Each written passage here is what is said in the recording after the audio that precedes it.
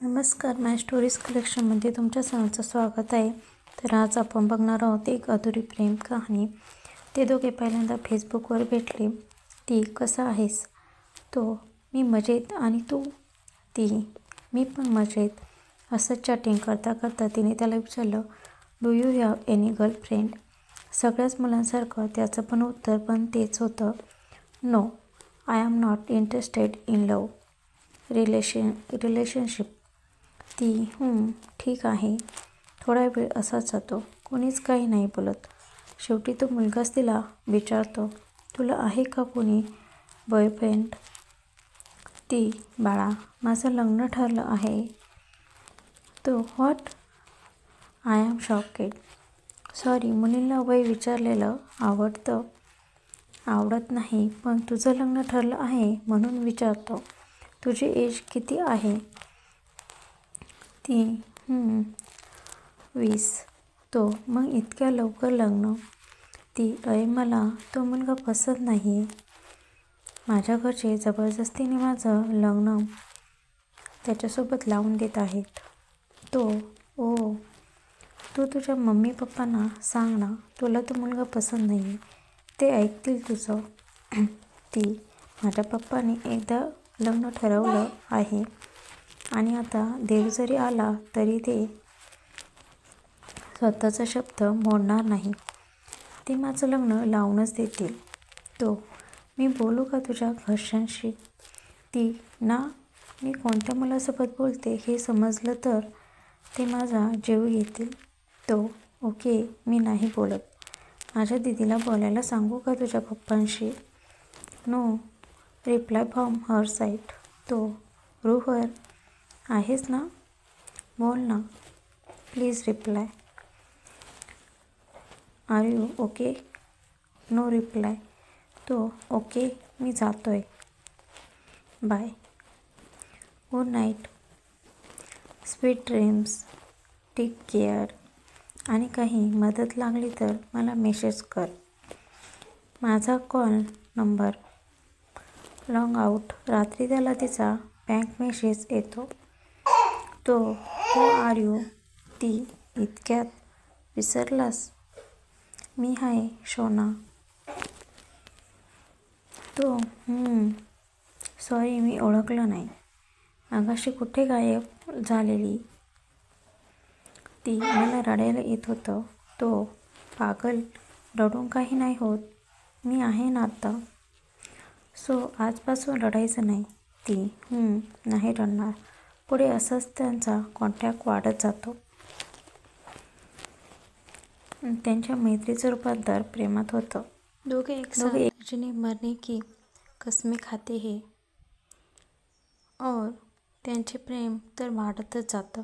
पण त्या मुलीचं लग्न ठरलेलं असतं आणि ते दोघे एकमेकांशिवाय राहू शकत नाही. रोज त्यांचा कॉन्टॅक्ट चालूच असतो. असेच दिवस जातात आणि त्या मुलीच्या एंगेजमेंटची तारीख जवळ येते. ते दोघे एक प्लॅन बनवतात. त्यानुसार ती मुलगी घर सोडून त्या मुलासाठी कोल्हापूरला येते. घर सोडताना ती घरी सुसाईड नोट ठेवते. त्यामुळे तिच्या घरचे तिच्या काळजीत पडतात आणि पोलीस कंप्लेंट करतात. 4 दिवस ती मुलगी कोल्हापूरमध्ये राहते. घरच्यांच्या आठवणीने ती मुलगी सतत रडत असते आणि तो मुलगा तिच्या डोळ्यात अश्रू बघू शकत नाही आणि तो त्या मुलीच्या वडिलांना कॉल करून सगळं सांगून टाकतो. दुसऱ्या दिवशी तिचे वडील कोल्हापूरला येतात स्वतःच्या मुलीला घेऊन जातात. जाताना ते त्या मुलाला बोलतात की काहीही झालं तरी मी माझ्या मुलीचं लग्न तुझ्याशीच लावून देईन. ह्या गोष्टीला 3-4 महिने होतात. प्रत्येक रिलेशनमध्ये थोडी मिसअंडरस्टँडिंग असतेच. तो दोघांच्या रिलेशनमध्ये पण होती. त्यावरून त्या दोघांच्यात छोट्याशा गोष्टीवरून थोडा वाद होतो. 2-3 दिवस त्यांच्यात काहीच कॉन्टॅक्ट होत नाही आणि शेवटी तो मुलगा तिच्याशिवाय राहू शकत नाही आणि तो तिचा कॉल करतो पण ती मुलगी बोलते, मला तुझ्यासोबत कोणताच रिलेशन ठेवायचं नाही. मला विसरून जा आणि तुझी लाईफ परत नव्याने सुरुवात कर. आता मला कोणीही समजावलं तरी मी माझा निर्णय चेंज करणार नाही. आणि तिचे पप्पा पण हेच बोलतात. सगळं संपतं. बॉय, आज माझ्या प्रेयसीचे काही SMS मी वाचले. काही शब्द जाऊन माझ्या हृदयातच टोचले.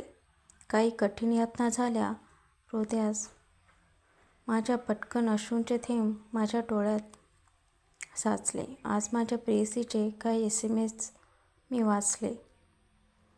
प्रेमात तिच्या मी झालो एवढा वेडा. प्रेमात मला मिळाला एक वेगळाच धडा. का माझ्या हृदयाशी शर्यत असते असे रचले. पटकन अश्रूंचे थेंब माझ्या डोळ्यात साचले. आज माझ्या प्रेयसीचे काही SMS मी वाचले.